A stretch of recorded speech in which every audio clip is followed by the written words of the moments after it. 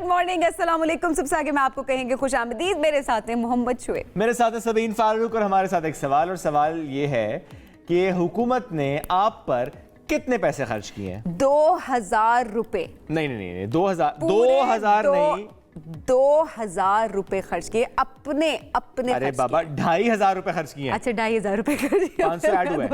500 add हो चुका है। 2500 रुपए अपने। अच्छा ये दो का साइन तो हो गया 2000, ढाई का साइन क्या हुआ? ऐसे? ये हाँ, जो भी हुआ 2500 रुपए मुल्क की तारीख के बेसिकली शुएब ये महंगे तरीन इंतखाबात थे। हर वोट पर औसतन 2500 रुपए खर्च हुए हैं। इलेक्शन कमीशन ने 48 अरब रुपए खर्च किए और जराये के मुताबिक जो उम्मीदवार हैं उन्होंने 1 खरब 3 अरब 95 करोड़ 20 लाख रुपए के खर्चात।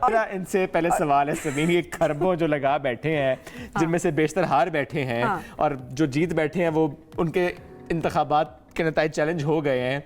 ये खरबों रुपए जो आपने अपने इंतखाबात पे लगा दिए, यही अगर पाकिस्तान पे लगा दिए होते मेरा सवाल एक और है। मेरा सवाल ये है क्या हम अमीर मुल्क है या हम गरीब मुल्क है? अगर आप उम्मीदवारों, हम अमीर कौम है या हम गरीब कौम है? अगर आप उम्मीदवारों को देखें तो हम अमीर कौम है। लेकिन ये तो था कि नए नए लोग इस बार आ रहे थे, आजाद हैसियत से भी आ रहे थे और वैसे भी लोग, बट इतने सारे लोगों के पास इतना सारा पैसा है। पैसे तो हमें बताएं, ये फॉर्मूला हमें भी बताएं कि इतने पैसे आते कहाँ से? सबीन आप ये सोचें जो इतने लगा रहा है वो किस लिए इतने लगा रहा है? किस लिए इतने लगा रहा है? अच्छा इन रिटर्न तो वैसे एक एमएनए की अगर बात की जाए वैसे भी तो उसकी तो इतनी सैलरी नहीं होती। कैसे टू बी वेरी ऑनेस्ट पैसे पूरे कैसे होते हैं फिर? वो तो आप वो करते हैं ना, ऑब्वियसली जैसे भी करते हैं कुछ भी है, लेकिन चले मैं भी मुल्क की खिदमत कर रहे हो। वैसे ख्वाजा आसिफ ने बात एक ये भी है कि आप मुल्क की खिदमत करते हैं, उसमें अगर पैसे लगाते हैं तो उनके लिए पैसा मैटर नहीं करता।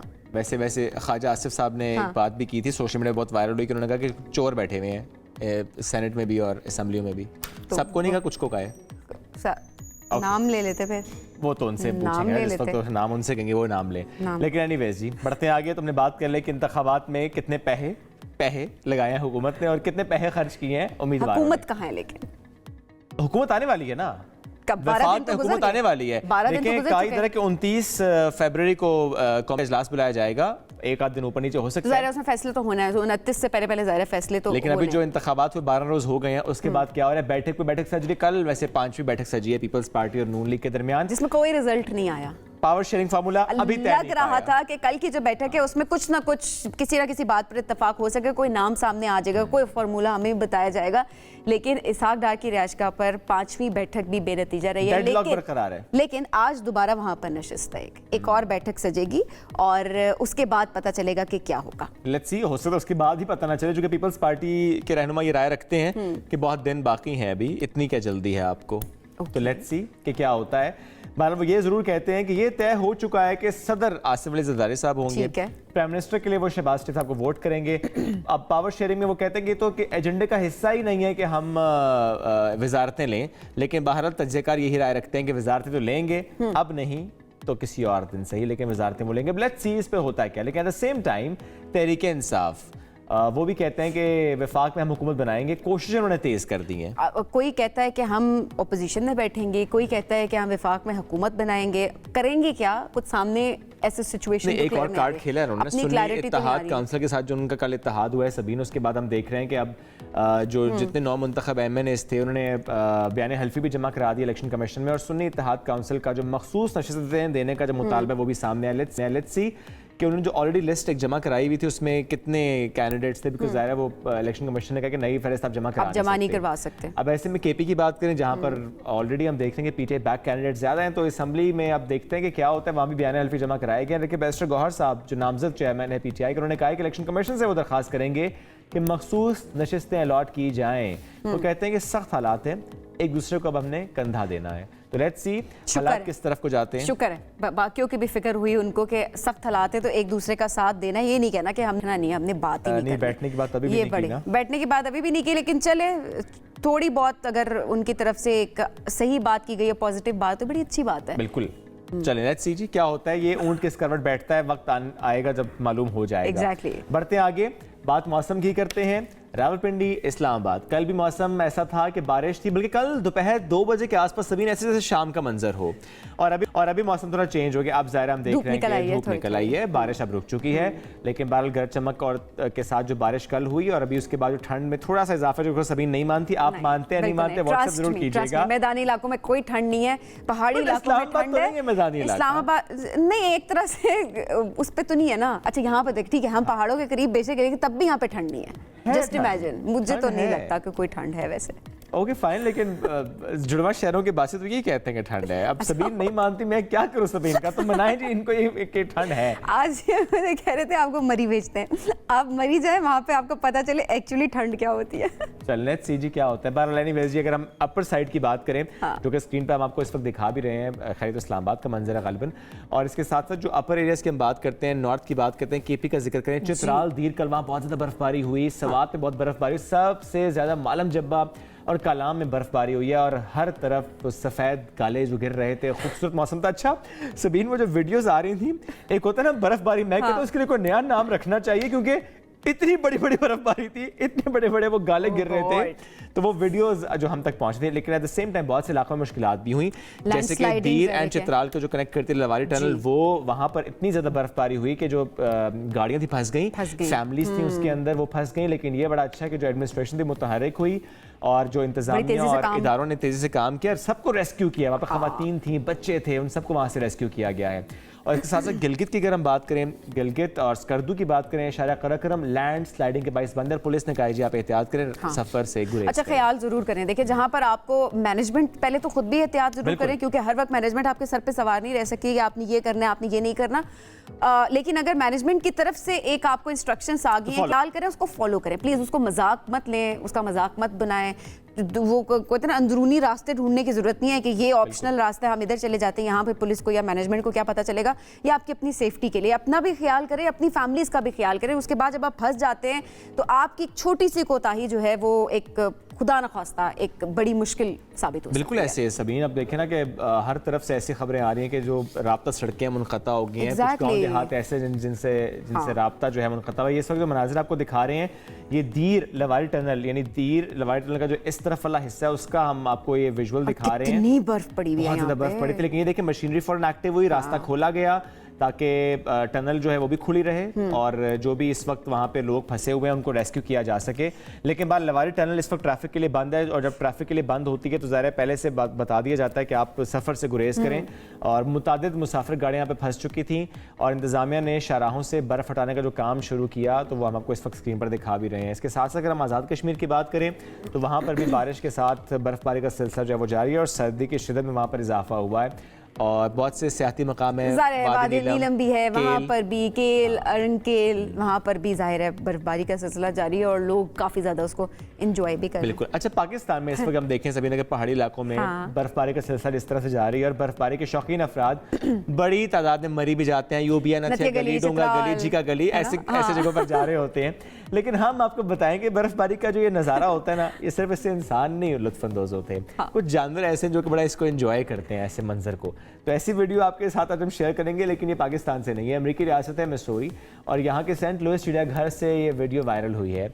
एक रीछ है और इसको बर्फबारी में खेलते आपको दिखा रहे हैं, हम एंजॉय कर रहे हैं। मनचला कहते हैं इसको, उसका वो कहते हैं ना कि उसका फेवरेट मौसम है जिसपे वो एंजॉय कर रहा है इस वक्त। तो ये देखे ना, मनचला सा रीछ है, खूब अटकेलियां कर रहा है, काफी खुश नजर आ रहे हैं और साथ साथ जो स्नोफॉल हो रही है उसको भी एंजॉय कर रहे हैं। एक तो वो जो बर्फ ऑलरेडी है उसमें लोटपोट होना और फिर जो बर्फ के गाले गिर रहे हैं उसको एंजॉय कर रहे हैं। जबरदस्त।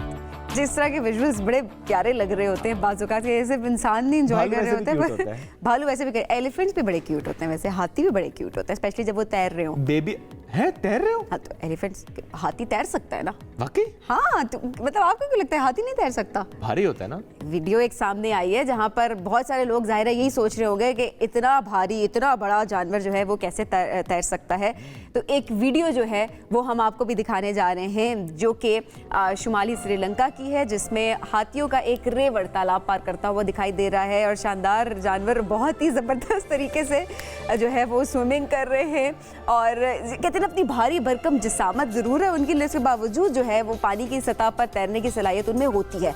अच्छा, अपने वो पाँव से पेडल मारते हैं और अपनी सूंड की मदद से वो आगे की तरफ मूव कर रहे होते हैं। स्नॉर्कल इस्तेमाल करते हैं। एग्जैक्टली तो उस तरह से एक जो लंबा सफर होता है उस पर वो उसको वो तय कर देते हैं। बहुत खूबसूरत विजुअल था। एग्जैक्टली तो अब बहुत सारे लोग जो कहते थे हाथी नहीं तैर सकता, तो अब आपको हम बता देंगे कि हाथी जो है वो तैर सकता है। हाथी तैर सकता है, हाथियों का झुंड तैरते हुए चला गया। तैर सकता है जी। ठीक है जी, बढ़ते हैं आगे, कुछ और खबरें हम आपसे शेयर करते हैं।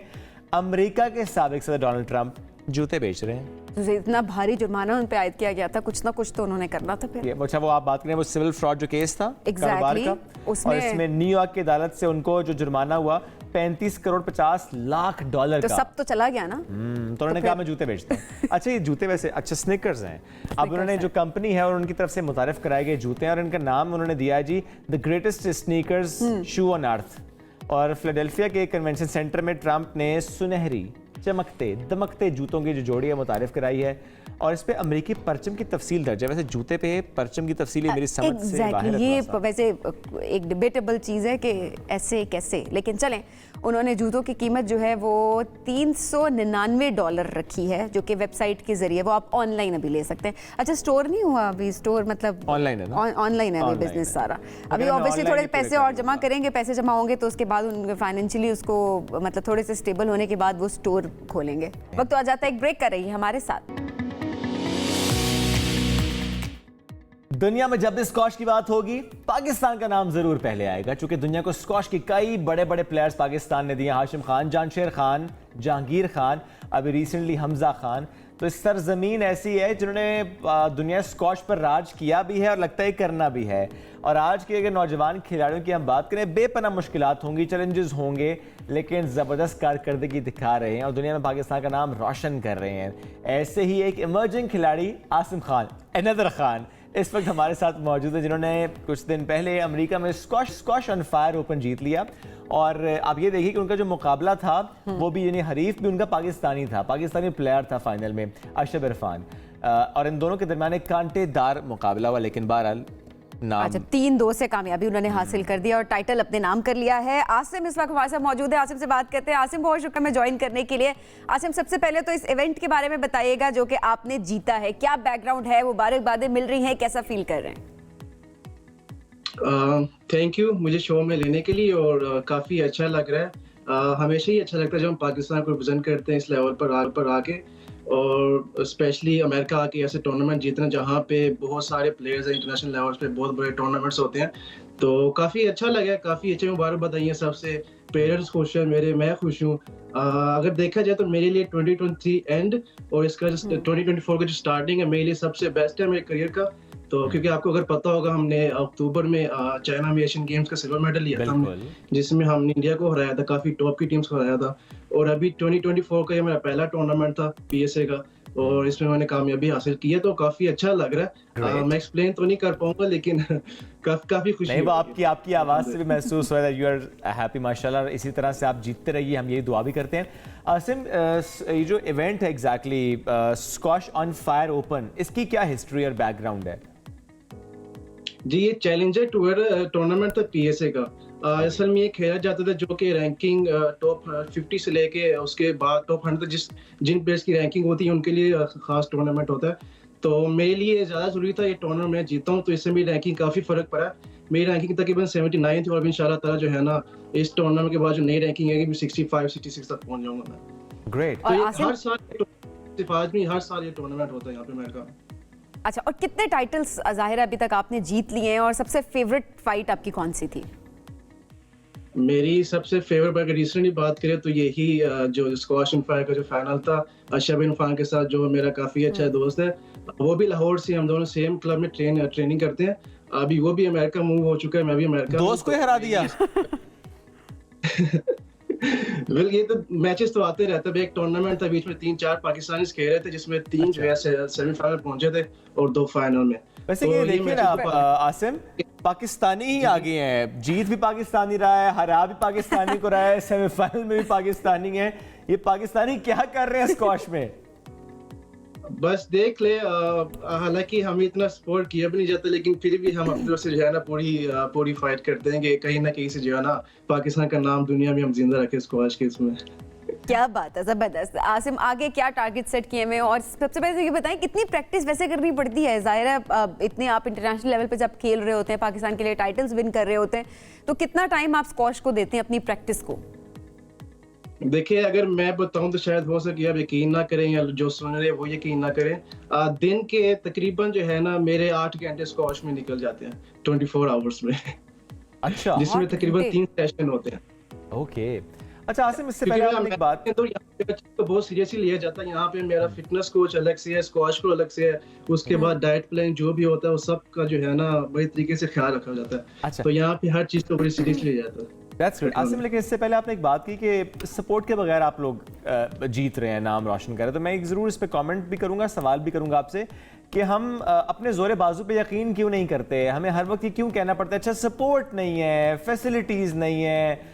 हालांकि देखिए, अगर आप यहाँ तक पहुँचे हैं, इतने आपने मेडल्स अपने नाम किए हैं, तो ज़ाहिर है माहौल ऐसा रहा होगा जिसकी वजह से आप ये कर पाए हैं। और अगर नहीं भी रहा और आपने खुद वो क्रिएट भी किया, अपने जोरे बाजू पे इतना इन्हिसार भी किया, विच इज़ गुड, और यही हमें करना चाहिए, हमारे नौजवानों को यही तो करना चाहिए। लेकिन ये बड़ा अमूमी रवैया नहीं हो गया कि हम जनरली ये बात कर देते हैं, किसी एथलीट से आप बात करें, कोई सपोर्ट नहीं है जी पाकिस्तान में, फेडरेशन की सपोर्ट नहीं है, माहौल ऐसा नहीं है, चैलेंजेस बहुत ज़्यादा हैं। मेरे ख्याल से फंडिंग तो बहुत ज्यादा स्पोर्ट्स के लिए पाकिस्तान के अंदर, लेकिन जो डिजर्व करता है उस तक वो पहुंच नहीं पाता। यहाँ पे पाकिस्तान में अगर देखा जाए तो फेवरेटिज्म बहुत ज्यादा है। मतलब अगर आप किसी को लाइक करते हो, ठीक है, आप उसको स्पॉन्सर करोगे, अगर आप किसी को पसंद नहीं करते तो आप उसको सपोर्ट नहीं करोगे। और मैं भी स्क्वैश में आने का मकसद ये था क्योंकि जिस टाइम पे मैं आया था तब जहांगीर, जांशेर खान, आमिर अतरस खान, फरहान महबूब, ये सारे टॉप के प्लेयर्स थे। तो जिसमें आजकल क्रिकेट पाकिस्तान में देखी जाती है उस वक्त स्क्वैश थी। तो मैं भी इसलिए स्क्वैश में आया था, जहांगीर, जांशेर इंस्पायर हुआ था। मुझे जांशेर खान जूनियर भी बोला जाता पाकिस्तान के, था क्योंकि स्टेपिंग उनकी जो है ना सेम ही है। तो स्क्वैश में आने के मैं उन्हीं से इंस्पायर हुआ था, लेकिन आहिस्ता आहिस्ता जो है ना आज अगर देखा जाए तो स्क्वैश के अंदर हम इतने पीछे चले गए हैं कि आगे कई आने वाले साल तक मुझे लगता है कि हम दोबारा टॉप पर जो है ना जो हमारा और Asim, may be you are lucky enough, और हमजा की अगर हम बात करें, हमजा खान ही इज लकी इनफ कि उनको पेरेंट्स की सपोर्ट भी मिली और कहीं ना कहीं से उनको सपोर्ट मिलकर वो यहाँ तक पहुँच गए। बट ऑब्वियसली अपॉर्चुनिटीज़ की जब बात करें तो बहुत सारे हमारे ऐसे यंगस्टर्स हैं जो स्क्वैश में आगे बढ़ना चाहते हैं, लेकिन फेडरेशन की तरफ से, गवर्नमेंट की तरफ से किसी भी किस्म की सपोर्ट नहीं मिलती। तो ऑब्वियसली एक महंगा खेल भी ना, आपकी किट्स होती हैं, किसको है वैसे? किट्स भी आपकी जाहिर है चाहिए होती हैं। और की बात नहीं करूंगा, मैं अपनी बात करता हूँ। मैं इस वक्त पाकिस्तान नंबर 1 प्लेयर हूँ नेशनल रैंकिंग में भी, इंटरनेशनल रैंकिंग में। तो अगर देखा जाए तो मुझे पाकिस्तान की तरफ से कुछ भी नहीं मिलता। हालांकि हमने एशियन गेम्स में सिल्वर मेडल लिया जिसमें हम नंबर 6 थे। तो आप यही से आप अंदाजा लगा ले, अगर मेरा ये हाल है तो बाकी जो जूनियर प्लेयर्स हैं। अच्छा, वैसे हमजा जब जीत के आए थे तो हमजा को तो प्रेसिडेंट साहब ने बुलाया भी था आई बिलीव, और उनको तो इनाम भी दिया गया था। वैसी भी कोई बात नहीं है कि बिल्कुल कुछ नहीं मिलता। जी देखे, वो हमजा को तब मिला जब उसने खुद को प्रूव कर दिया, उससे पहले उसको किसी किस्म कोई सपोर्ट नहीं थी। तो जाहिर है प्रूव तो करना पड़ता है ना। जी देखिए, अब सब प्रूफ तो कर रहे हैं ना, अब थोड़ा बहुत सपोर्ट करना पड़ता है। अगर मैं पाकिस्तान नंबर 1 बना हूं तो मुझे भी कुछ ऐसा सपोर्ट चाहिए कि जिसके वजह से मैं आगे जा सकूं। लेकिन अभी जिस स्टेज पे मैं हूं, मेरी आज तक आसिम, गवर्नमेंट ने, किसी इदारे ने, फेडरेशन ने किसी भी लेवल पे कोई सपोर्ट नहीं किया?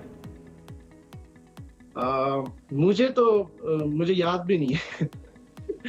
मुझे तो नहीं याद अगर मुझे किसी ने सपोर्ट किया हो आज तक।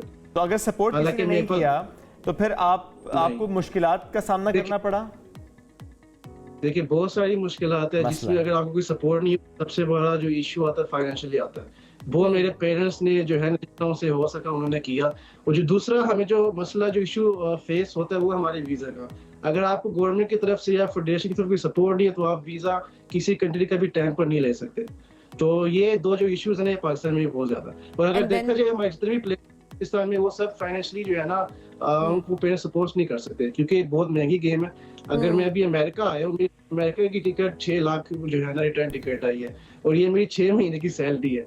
तो अगर आप यही से अंदाजा लगा सकते हो, मैं यहाँ पे ट्रेनिंग कर रहा हूँ, मेरा जो फिटनेस सेशन होता है यहाँ पे तकरीबन $100 का होता है, जो कि मैं जो हार्डली जो है ना हफ्ते में 3 से 4 जो है ना अफोर्ड कर सकूँ, इससे ज्यादा नहीं। तो बहुत सारी मुश्किलात है। स्क्वाश गेम बहुत महंगी यानी एक फाइनेंशियल एस्पेक्ट इसमें बहुत अहम है, देन वीजा वाला इशू भी आपने हाईलाइट किया। ऐसे में वैसे कभी फेडरेशन से अगर आप खुद से भी खेलना चाहते हो तो फिर ये वीजा वाला इशू आपको फेस करना पड़ेगा। ऐसे में फेडरेशन से वैसे कभी राब्ता नहीं हुआ आपका? आप खुद कह रहे हैं आप नंबर 1 इस वक्त हैं रैंकिंग में पाकिस्तान में। मेरा राब्ता उनसे होता रहता है, लेकिन बस आपके खामोशी में बहुत कुछ है कि कुछ नहीं हो पा रहा था। लेकिन फिर भी Asim, wish you good luck. आपने अभी तक पाकिस्तान के लिए मेडल्स जीते भी हैं, आप आगे भी पुरज़्म है कि पाकिस्तान के लिए आगे भी खेलें और मेडल्स जीत कर लाएंगे। So good luck, thank you so much for joining us today. नाज़रीन, हम बढ़ेंगे एक ब्रेक की जानिब, stay with us. Welcome back जी। अब हम आपकी मुलाकात एक ऐसे माउंटेनियर से करवाने जा रहे हैं जिन्होंने गुज़िश्ता दिनों जनूबी अमेरिका की बुलंद तरीन चोटी सर की है। अच्छा, अब चोटी तो ना सर की और जाहिर है वो खुश भी हुए। खुशी का उनका जो अंदाज था वो बहुत ज़्यादा वायरल हो गया कि उन्होंने क्या किया वो आपको दिखाते हैं। अल्लाहु अकबर, अल्लाहु अकबर।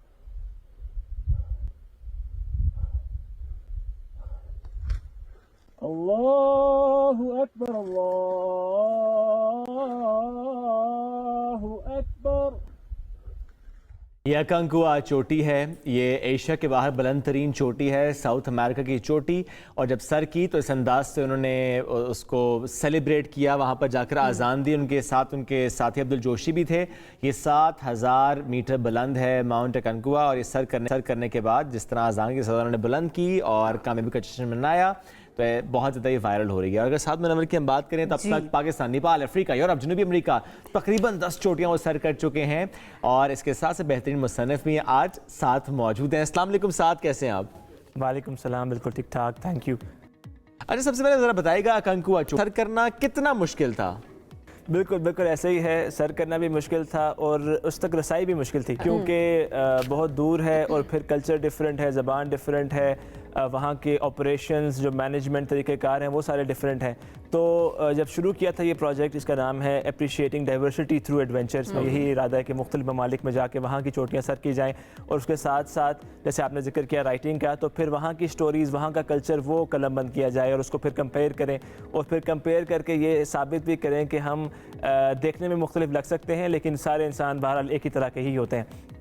तो काफ़ी सारे चैलेंजेस फेस किए, पहाड़ माउंटेनियरिंग के चैलेंजेस भी थे, बट यस जो उसको प्लान करने का, वीज़ा लेने का, फाइनेंस, वो सारे चैलेंजेस भी थे। चैलेंजेस जाहिर अपनी जगह पे, लेकिन इसका मतलब ये खूब पैसे भी लगे होंगे क्योंकि ये एक बड़े महंगा शौक भी है। पैस जो है वो ट्रैवलिंग का था, यानी ये शुरू में केटर फॉर नहीं किया था, ये सोचा था कि मतलब पहाड़ देख के फैसला किया था इस प्रोजेक्ट का। लेकिन जब उस प्रोजेक्ट में दाखिल हुए तो फिर अंदाज़ा हुआ कि नहीं, जो ऑपरेशंस हैं, हाँ जो ऑपरेशंस हैं वो उतने ज़्यादा चैलेंजिंग है। मैं 2 साल से कोशिश कर रहा था। 1 साल वीज़ा आते आते इतना लेट हो गया कि पार्क, जो नेशनल पार्क है जिसमें पीक है, उसमें एंट्री का टाइम गुजर चुका था, क्योंकि बड़ा मखसूस टाइम होता है। और साथ ये चोटी सर करने के बाद अजान देने का ख्याल कैसे आया? अजान में तकरीबन बहुत सारे सालों से जब भी जाता हूँ किसी चोटी तो मैं देता हूँ। और उसका बैक स्टोरी ये है कि बहुत सालों पहले, तकरीबन 10-12 साल पहले, जब मैं पहली मरतबा ट्रैकिंग के लिए जा रहा था, तो मेरे वालिद साहब ने नसीहत की थी कि आप जाओ, शायद नमाज की पाबंदी करो ना करो, लेकिन जहाँ पर भी जाओ तो कम अज़ कम 2 रकात नमाज वहाँ पढ़ लो, ताकि वो ज़मीन का टुकड़ा जो है वो क़यामत के रोज़ आपकी गवाही देगा, आपके केस में आपकी हेल्प करेगा। तो वो मैंने कोशिश की लाइफ में। लेकिन जब फिर समिट्स करना शुरू की तो फिर जब भी मैं समिट पे जाता हूँ तो अजान देता हूँ। और उसका जो पर्सनल एक उसमें ख्याल है उसके पीछे, वो ये है कि जब हम कोई चीज़ अचीव करते हैं तो कई दफ़ा उसमें गलत फहमी ये साथ शामिल हो जाती है कि ये मेरे कमाल की वजह से या मेरे ज़ोर की वजह से या मेरे हुनर की वजह से मैंने हासिल किया है। ये कहना ज़रूरी होता है जी। तो वहाँ जाके मैं उसको मेरा जो ख्याल है वो इसके अगेंस्ट है। मैं ये समझता हूँ, क्योंकि स्पेशली एडवेंचर में आप ये सीख कि ऐसी 20 वजूहात हो सकती थी जिनकी वजह से आप फेल कर जाते। तो तमाम चीज़ों को साइड पे करके अल्लाह ताला अगर आपको कामयाबी तक पहुंचाते हैं, तो मैं वहाँ पे सबसे पहले तो अपने आप को इस बात का वो यकीन दिलाता हूँ या याद दिलाता हूँ अपने आप को, और फिर ओवरऑल एक्नॉलेज करता हूँ इस बात को कि अल्लाह ताला की रज़ा से, उनकी ताकत से ये मुझे मिला है, इसमें मेरा अपना कमाल जो है। और साथ अभी तक का सबसे मुश्किल तरीन समिट कौन सा रहा? आई थिंक यही था, अकनकागुआ ही सबसे ये सबसे मुश्किल था जी। मुश्किल क्या वजह थी? बुलंदी ज़्यादा थी, 7,000 मीटर तकरीबन इसकी बुलंदी थी, और दूसरा बाकी चीज़ें भी, यानी बेस कैंप पर भी जो फूड था वो बहुत मुख्तलिफ था हमें उस तरह से, क्योंकि आपको जब आप बेस कैंप पर रेस्ट करने आते हैं तो आपको अच्छा फूड चाहिए होता है। हमें अपने हम तो वैसे ही खाने को लेके बड़े हुए हैं तो हमें वहाँ समझ नहीं आता था। फिर हलाल हराम का इशू काफ़ी ज़्यादा होता था, लैंग्वेज का बैरियर था। तो अब आपने 20-25 दिन अगर गुजारने हैं बेस कैंप पे, तो आपको जब आप रेस्ट कर रहे होते हैं तो आपको एक अच्छी अच्छा खाना चाहिए, अच्छा खाना भी चाहिए, इवन अच्छी कन्वर्सेशन भी हेल्प करती है आपको मेंटली। माहौल बहुत मैटर कर रहा होता तो वहाँ पे क्योंकि बिल्कुल अलग माहौल, कोई अंग्रेजी भी नहीं बोलता, तो काफ़ी ज़्यादा इस तरह के चैलेंजेस थे। खामोशी रहती है, बस आप थोड़ी नहीं, कोई टूटी फूटी अंग्रेजी, कोई मुख्तलिफ आ जाएंगे, आप बात कर लेंगे आपस में, कोई बातचीत करके, कुछ खेल के कोई टाइम गुजारेंगे। क्योंकि माउंटेनियरिंग का जो फिजिकल की डिफिकल्टी है वो एस्पेक्ट लोगों के सामने है, लेकिन उसकी जो मेंटल डिफिकल्टी है वो लोगों के सामने आई थिंक कम है। आपको वहाँ पे क्योंकि ऑक्सीजन जब नहीं मिल रहा होता तो आप मेंटली भी अच्छा फील नहीं कर रहे होते, आप बोर फील कर रहे होते हैं। आप पॉजिटिव एनर्जी जो मोटिवेशन होती है, हाई एल्टीट्यूड सिकनेस वो इटसेल्फ आपके ऊपर जी, वो आपकी जो मोटिवेशन है उसको डिमिनिश करती जाती है। यानी आप आहिस्ता आहिस्ता आप करने आए हैं, लेकिन आप कह रहे हैं यार बस यार, मतलब नहीं करने का दिल कर रहा, तो वो आपको उसको मेंटली अपने आप को जो है ना सेल्फ मोटिवेट करना पड़ता है, तो वो भी बड़ा चैलेंजिंग होता है। अरे साथ बहुत सारे माउंटेनियर्स ये कहते हैं कि जब भी चोटी सर करते हैं तो कोई ख्याल नहीं आता उस वक्त कि ठंड बहुत ज़्यादा होती है। वाकई ऐसा है कि ठंड इतनी तो कोई ख्याल नहीं आता? तकरीबन ऐसा ही है, मतलब यू आर बेयरली सर्वाइविंग। तो आप बस कि आपको एक एक सांस का पता चल रहा होता है, आप एक सांस ले रहे होते हैं, एक स्टेप ले रहे होते हैं, तो यानी यहाँ से जो सामने 10 फुट का फासला है वो भी तय करते हुए हो सकता है आपको 5 मिनट लग जाएं, आप बिल्कुल स्लोली। तो ऐसे ही है, बस बहुत कम, या ये कह लें कि बहुत ही मखसूस ख्यालात आ रहे होते हैं, ज़्यादा ख्याल नहीं आ पाते। साथ आपको क्या ख्याल आता है उस वक्त?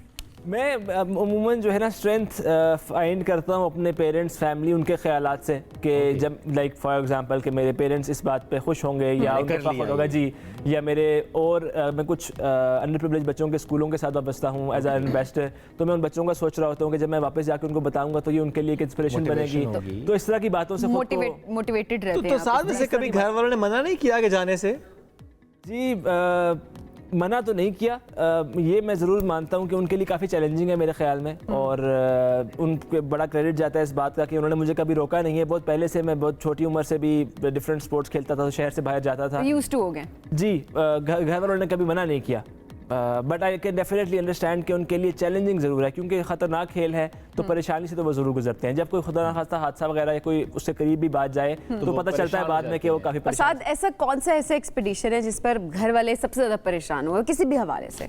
एक विंटर एक्सपीडिशन था 2020 में, जिसमें मैं बीमार हो गया, मुझे चेस्ट इन्फेक्शन हो गया, और मैं उसको कॉल ऑफ करके कैंप 2 तक गया, लेकिन कैंप 2 से जब बेस कैंप आया, क्योंकि विंटर एक्सपीडिशन में जब आप रेस्ट भी कर रहे होते हैं तब भी रेस्ट नहीं कर रहे होते, बिकॉज -20 -25 टेम्परेचर होता है, तो आप रेस्ट नहीं कर पाते उस तरह से।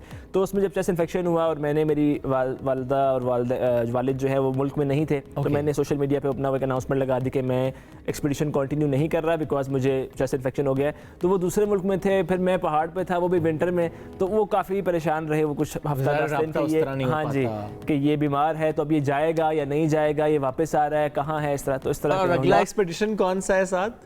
अभी क्योंकि मैं गाइडिंग करता हूँ तो नेक्स्ट एक्सपीडिशन पाकिस्तान में अभी सीज़न आने वाला है और नेपाल में भी सीज़न आने वाला है, तो मुझे एवरेस्ट बेस कैंप पे गाइड करना है, K2 बेस कैंप पे गाइड करना है, कुछ पीक्स पे गाइड करना है, तो वो है इंशाल्लाह। बीच में अपना प्रोजेक्ट भी चलता है, लेकिन बाकी गाइडिंग भी करना। ज़बरदस्त साथ, जाहिर है प्लान्स आपके बड़े ज़बरदस्त है और आगे चल के इंशाल्लाह विश यू गुड लक, आप उसको अचीव भी कर सके। बहुत शुक्रिया प्रोग्राम में ज्वाइन करने के लिए। नाज़रीन बढ़ेंगे एक ब्रेक की जानिब, स्टे विद अस।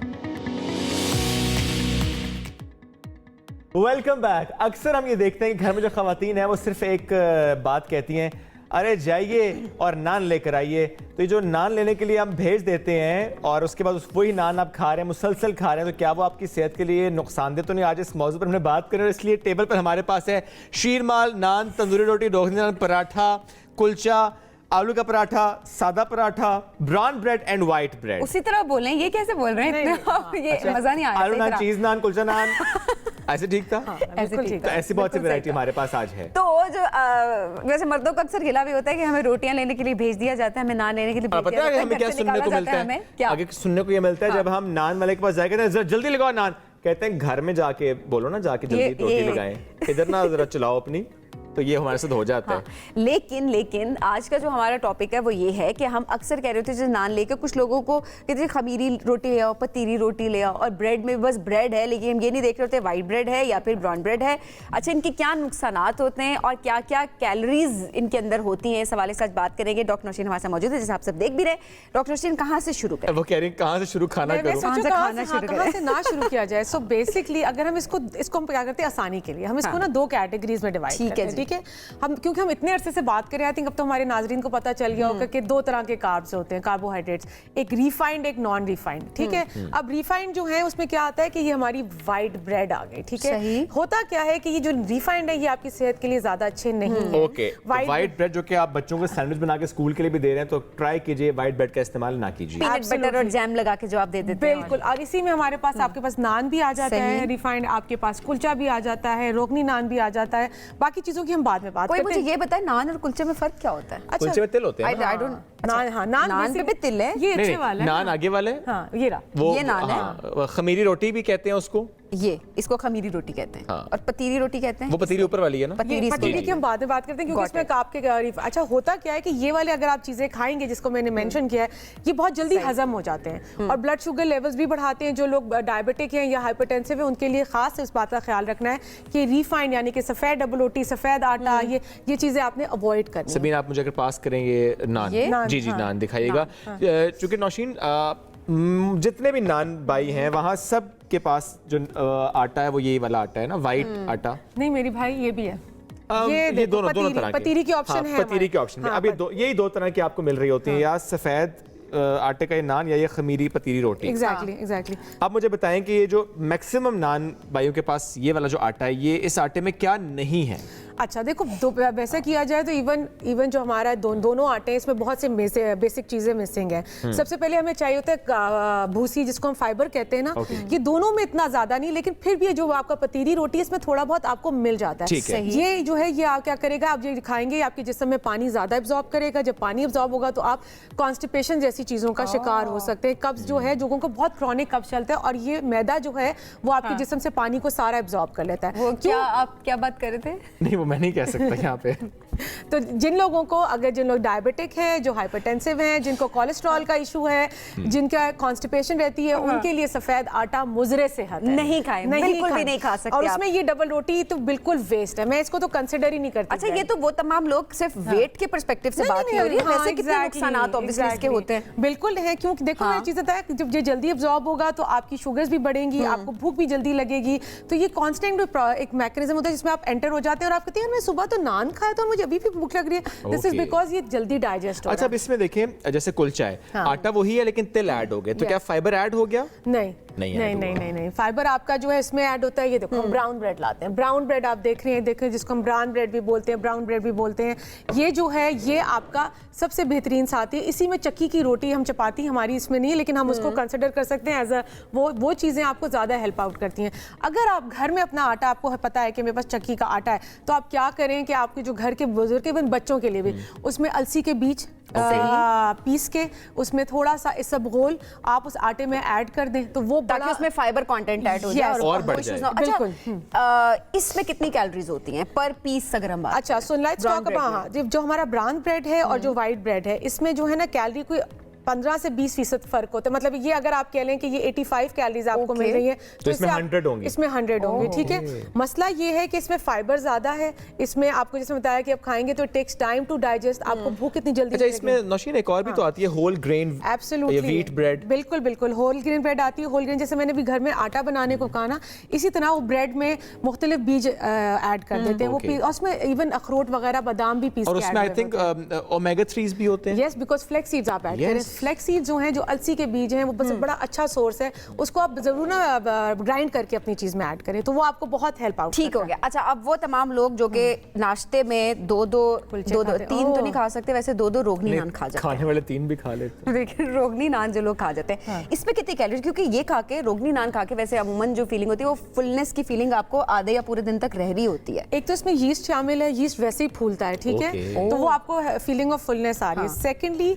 अगर हम नान अपना, ये सपोज ये वाला नान ले लेते हैं, इसमें और कुलचे में दिस इज अराउंड 250 कैलोरीज, ठीक है। और ये जो है ना कुलचा 356 टू 400 कैलोरीज, तकरीबन डबल हो गया ना? डबल हो गया। और ये कुलचा जो है लोग क्या करते हैं, ऐसे नहीं खाते, मैंने अक्सर लोगों को इसको फ्राई करते हुए भी खाते हैं। बिल्कुल, यानी और आपने ऐड कर दी कैलोरीज। यस, अब वैसे मजे का बहुत होता है वैसे जब वाकई रात मजे का का आप ये कुलचा या रोगनी नान आप लेकर आए हुए हैं और आपको कुछ बच गया है तो आपने उसे संभाल लिया, सुबह आपने थोड़ा सा गीला किया, चने के फिर साथ उसे अगर फ्राई आप किया। खाएं, ऑमलेट के साथ अगर डिस्क्लेमर हम दे सकते हैं कि हफ्ते में अगर एक दिन आप किसी चीज में आपको इंडल्ज कर लेते हैं अदर देन द जो, तो वो उसमें बुराई नहीं है। देखो लाइफ तो एंजॉय करने का नाम है। और बात यह है कि आपने खाना है जरूर खाएं, आप क्वार्टर खा लें, Yes. हाफ खा लें, सबीन की तरह तीन मुश्किल बातें एटलीस्ट ना मत किया खाएं। करें, मुश्किल बातें मत किया करें, क्योंकि जब आप रोगनी नान खाने बैठे तो आप एक नान आराम से मेरे जैसा इंसान, मेरे जैसी बंदी खा सकती है। इंसान भी सही था, सही था। खा सकती है। इसमें हम देखते हैं पराठा।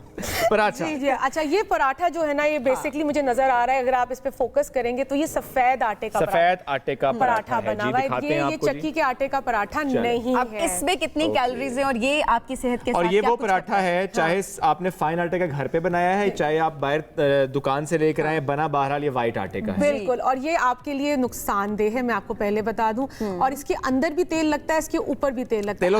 तेल होते हैं ना, मतलब डीप फ्राइड जिसको आप कह रहे हैं, ठीक है। अब आपने करना ये है कि पराठा, अगर आपको शौक है रोटी चपाती सुबह आप जरूर लें, मैं तो इनकरेज करती हूँ कि रिफाइंड से बेहतर है कि आप ले लें। आप कोशिश करें कि एक तरफ कहीं बटर मक्खन या वो तेल लगे, ठीक है। तो ये जो आपका सफेद आटा है ये आपके लिए नुकसानदेह है। एक तो ये आपके जिस्म से पानी अब्जॉर्ब करेगा, इसमें तेल का कंटेंट ज्यादा है और ये आपको भूख भी ज्यादा लगाएगा। और जो लोग अपने वेट के लिए बहुत कॉन्शियस होते हैं, ये उनके लिए भी नुकसानदेह वो लोग ना खाएं इसको। अच्छा, आप हमें कॉल भी कर सकते हैं अगर इस वैरायटी से मुताल्लिक कोई सवाल भी आप करना चाहते हैं या कोई एक्स्ट्रा इन्फॉर्मेशन आपके पास है, कोई और एक्स्ट्रा आप घर में कौन सा आटा इस्तेमाल होता है, आप जरूर हमें कॉल करके बताइएगा ताकि डॉक्टर नौशीन उस पर आपको राय भी दे सकें कि क्या वो आटा आपकी सेहत के लिए ठीक है या कि ठीक नहीं है। अच्छा जी, शीरमाल की बात करते हैं। शीरमाल, अच्छा ये वाला ये शीरमाल से कुछ डिफरेंट है। शीरमाल तो जरा थोड़ा सा पतला होता है। नहीं, ये इस तरह मार्केट में तो मिल नहीं होता। शीरमाल दूसरा वाला भी होता है। दो वो तरह के कराची होते हैं। वाले लोग होंगे तो वो तो फिर हमें गन लेके खड़े हो कराची में जाएं। जरा डिफरेंट मिलता है। ये क्या आपको शीरमाल लग रहा है? ये कि बन नहीं है, लग रहा? दिस इज बन। ये बन शीरमाल कहलाता है, दूसरा शीरमाल डिफरेंट है। अच्छा ये यूं करते हैं, ये जरा विलायती किस्म का शीरमाल है। वो जो देसी शीरमाल होता है वो थोड़ा सा एक तो इससे स्लिम होता है और जैसे यहाँ पे आपको नजर आ रहा है ना, ये पैटर्न, ये पैटर्न उसमें नजर आता है। खाने के बारे में कराची में जब रहा हो इंसान तो खाया ही अब सब होता है। देखेंगे कि इस इंसान को कितना खानों का अच्छा, पता वो है। थोड़ा स्वीट भी होता है। एब्सोल्युटली। वो और ये नमकीन होता है सर? नहीं, नमकीन नहीं, वो मोर लाइक इसमें यीस्ट का अमाउंट ज्यादा है। अगेन ये आप अगर इसको देखो तो ये व्हाइट उसका ही बना हुआ है, आटे का बना हुआ है, ठीक है। सही है। तो ये जो है आप हाफ अगर लेना चाहते हो तो, क्योंकि बच्चों ने भी सुबह आपके हमसे बड़ों को नहीं केटर करें, तो ये उनके लिए ठीक है। लेकिन अगेन अगर आप चाहें तो इसी की ब्राउन बन्स भी आते हैं आपके पास ना। शीरमाल अगर आपने खाना है तो मेरा ख्याल है वो दूसरा शीरमाल है, ये तो बहुत ज्यादा प्रोसेस्ड ये शीरमाल है। प्रोसेस वो बेहतर है। अवॉइड करें। है। अच्छा, आज जरा इस पे जिसके मेरी नजर है जो कि सेगमेंट के बाद गायब होने वाला है। अभी भी वैसे आप खा सकते हैं, कोई पाबंदी नहीं है। आलू का पराठा। ये आलू का पराठा नहीं है, ये नान, आलू वाला नान है। आलू का, ये भी आलू का, ये वो वाला तंदूरी पराठा, और ये आलू का दूसरा जिसको तवे वाला अमूमन आप पराठा है। कहते हैं आलू वाला नान। तो आप नान तो बताएं, नहीं होता, ये लेकिन- पहले इस पे बताएं जी। एक कॉलर है हमारे साथ। अस्सलाम वालेकुम जी। वालेकुम सलाम शेर भाई, कैसे हैं? कैसे हैं जनाब? यही अर्ज कर रहा हूँ, आप सबको सलाम। और यार सुबह ही सुबह आपने क्या कर दिया, इतनी चीजें लगा दी, अब तो मेरी नीयत खराब हो रही है। आप बताएं, आज सुबह आपने क्या खाया था? मैंने तो सुबह देखे मैंने तो अपने घर में वो मैं तो सिंपली डबल रोटी यूज करता हूँ, लेकिन मेरा जो कंसर्न है ना वो ये है कि मैं इनसे ये पूछना चाहता हूँ कि हमारे यहाँ कराची में जो रोटी मिलती है ना, आटे जो तंदूर रोटी जो है ना, उसके अंदर प्रॉब्लम है, जब हम खा लेते हैं तो उसकी हजम होना बड़ा मुश्किल होता है। वो साफ सफेद आटे की होती है, लेकिन डिफरेंशिएट हम कैसे कर सकते हैं? क्योंकि आटा तो हम वहां से बाहर से जब चीजें ले रहे हैं, हमें नहीं पता किस किस्म का आटा है। अब मेरी प्रेफरेंस होती है कि मैं लाल आटे की रोटी लूं, लेकिन बहुत कम जगह वो मिलती है। ये जो डिफरेंस है हमें कैसे समझना है कि सफेद आटे और लाल आटे में कौन सा आटा बेहतर है और किसके लिए क्या सूट करता है? एक तो ये सवाल है। दूसरा मेरा ये सवाल ये है कि हम जैसे शीरमाल हो गए, ये सारी चीजें हो गई, ये इतनी हैवी बना देते हैं कि आपको खाने में प्रॉब्लम ये हाजमा नहीं करती। तो व्हाट इज द बेस्ट आटा कि आपको हजम आसानी से हो जाए? सादा सा जवाब है, चक्की का आटा। चक्की का आटा और चक्की के आटे का जो रोटी है वो क्या कहते हैं, आपको रंग का डिफरेंस नजर आ जाएगा, जिसको हम ब्राउन, वो जरूरी नहीं कि वो ब्राउन हो, लेकिन एक व्हाइट व्हाइट आटे की रोटी और एक चक्की के आटे की रोटी का एक मार्क डिफरेंस आपको नजर आता है, ठीक है। बिल्कुल। दूसरी चीज ये है कि आपने इससे बात की हाजमे में, डेफिनेटली इसीलिए तो आज हम प्रोग्राम करने का मकसद ही यही है कि विद द टाइम हमने देखा कि इतने गैस्ट्रोइंटेस्टाइनल यानी कि हाजमे के इशू सामने आ रहे हैं और हम रियलाइज नहीं करते, क्योंकि हमारे यहाँ आटा रोटी एक बहुत इंपॉर्टेंट पार्ट है। नाश्ता ले लो, दोपहर का खाना ले लो, रात का खाना ले लो, तो व्हाई नॉट हम वो चीजें बहुत जरूरी होता है। वक्त हमारे पास क्योंकि बहुत कम है, जरा आलू के पराठे, क्योंकि नाश्ते में वो भी ज्यादातर खाए जाते हैं, और आलू वाला नान, इस नान भी मैं कह सकती हूँ शायद इसको, तो उसको भी बहुत ज्यादा अच्छा ये दोनों अगर हम कंसिडर करें तो मोर ऑफ अ डेलिकेसीज बन गई है, क्योंकि रोजाना तो जो लोग खाते हैं उनको सलाम है, लेकिन मुश्किल काम है इसको हजम करना। अस्सलाम वालेकुम। वालेकुम अस्सलाम। अब बताइए। अच्छा, सो लेकिन अगेन इसमें देखें हम जहाँ बात कर रहे हैं कि वो उसमें तेल भी लगा हुआ है, आलू भी है, उसके अंदर का आटा भी डिफरेंट है, तो ये डेफिनेटली हाजमे में मुश्किल करेगा। अगर आपको बहुत दिल चाह रहा है अच्छा सा, अगर आप उसको तो आलू की भुजिया अलग रख लें और रोटी या जो चक्की के आटे का उस पर हल्का सा तेल ऊपर या अंदर लगा के आप उसको कंज्यूम कर सकते हैं।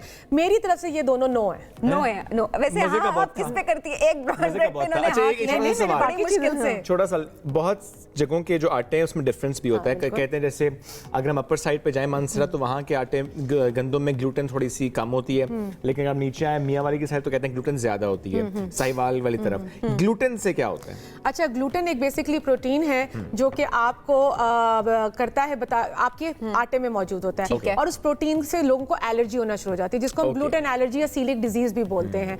तो वो से ये होता है कि जैसे द मोमेंट आटा खाया जाए, वो जो है उससे आपके पेट में क्रैम्पिंग होना शुरू होती है। ठीक है, डॉक्टर नौशीन के मुताबिक कुछ ना खाएं, नहीं कुछ नहीं खाएं, ब्राउन ब्रेड भी खाएं, चक्की का आटा भी खाएं, फ्लैक्स सीड्स ऐड करें, इस पगोल भी ऐड कर सकते हैं आप। लेकिन जो मैंने खाया है बहुत मजे का जरूर होता है, लेकिन पेट के लिए सेहत के लिए नुकसानदेह होता है, तो अवॉइड करें। ब्रेक लेते हैं जी। थैंक यू वेरी मच, वापस आएंगे, साथ रहिए।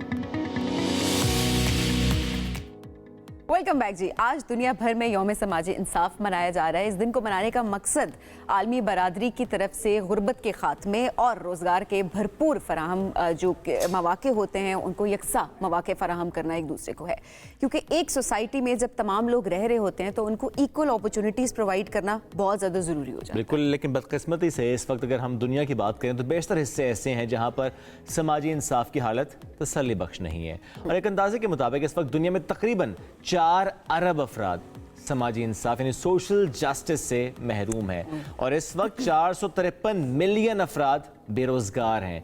214 मिलियन अफराद की आमदनी उनकी ज़रूरियात पूरी करने के लिए नाकाफ़ी है। ये कमज़ोर मौशी हालत उन अफराद की समाजी ज़िंदगी को बुरी तरह से मुतासर करती है और उन्हें भरपूर और मुतमईन ज़िंदगी गुजारने के मौके नहीं मिलते।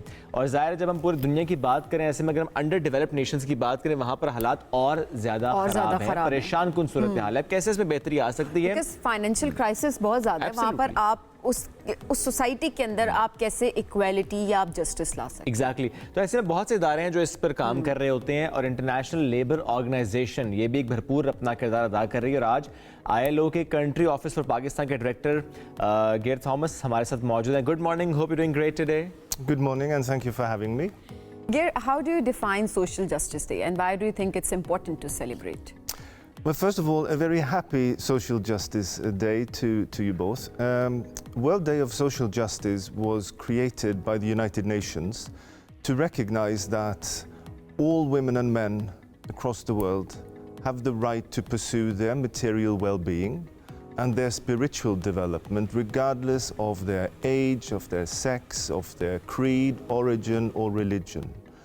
And I think in today's world, where we see increasing inequalities, increasing divisions, we know that more than 400 million people are looking for a job and cannot find it. We know that more than 4 billion people do not have access to adequate social protection.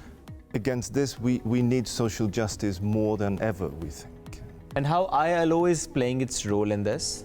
Well, the ILO is the oldest agency in the United Nations system. It was created in 1919 on the principle that universal and lasting peace can only be achieved if based on social justice.